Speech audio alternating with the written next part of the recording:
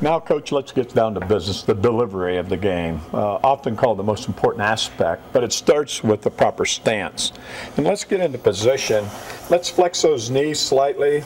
The knees are slightly forward, and then from the knees to the hip, you're sort of in a little bit of a sitting position with your hips, and the spine from the top of the head down to the hips is tilted just forward about 3 or 4 inches. We're in that go forward position. So we have overall body posture for strong balance. You can see Kenny's very solid standing there. Now we have ball position height. Where do we put that ball? We started that ball around waist high. For a smaller person, you may want to bring it up a little higher to get a little more swing, to generate more power with a smaller body. Strong man like Kenny, he don't need that high, real high position. We can drop it down a little bit and have a little less swing, or he would overswing the ball. So we have ball position and body posture. Ken, let's say we're in the back of a truck, going to drop you a bag of rice or a bag of potatoes. What position would you get into to catch that bag? Let's drop it out of the back of a truck. Well, I want to be in a good sturdy position like this. Good, strong, balanced position. Now put the feet together, turn, face the lane, and bring the ball close to the body. Or just remember the athletic pose. We see it every day. We see it in golf. We see it in baseball hitters. We see it in basketball shooters. Now you're seeing it in bowling. Getting that athletic position, ball around waist high or a little higher, and now you have a good stance and you're ready for good timing. What a topic this is, Coach. Absolutely, Fred, because we're looking for good position at the foul line, and with good position we need good timing and balance. And it starts right here in the stance.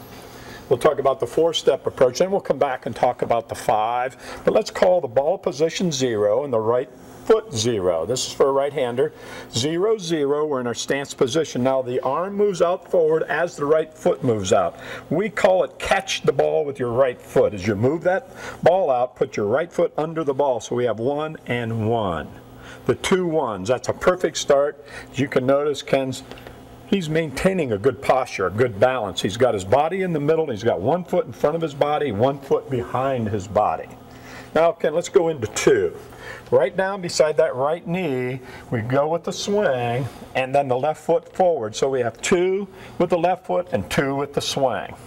3, the ball goes up into the backswing in his 3rd step. Now he's still maintaining posture with his body, and now the arm is at the top of the swing, and his left leg is back. That's 3 and 3. As we have that right foot forward 3, ball back 3, comes in 4.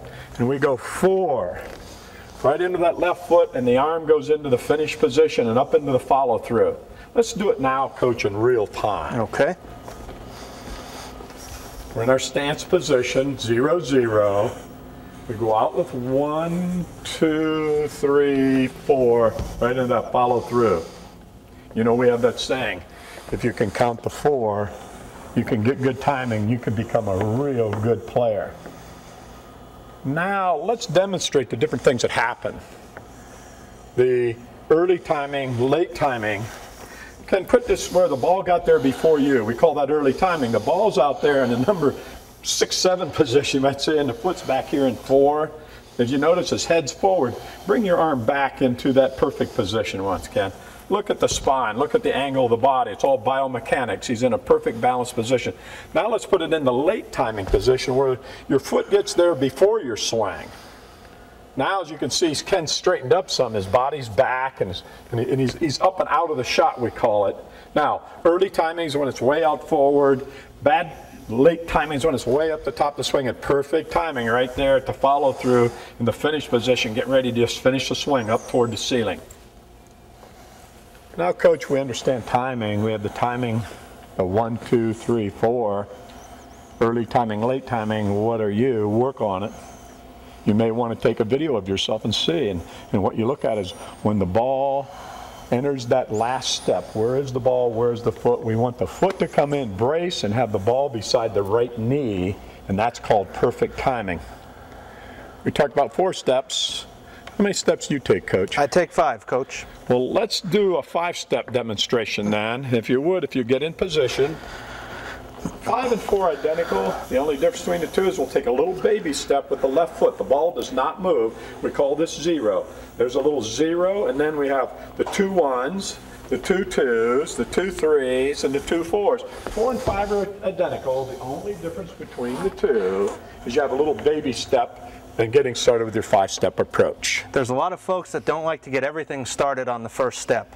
With a 5-step approach, they can get their body in motion without the need of having to move the ball at the same time. So it just gives them a little cushion to get started.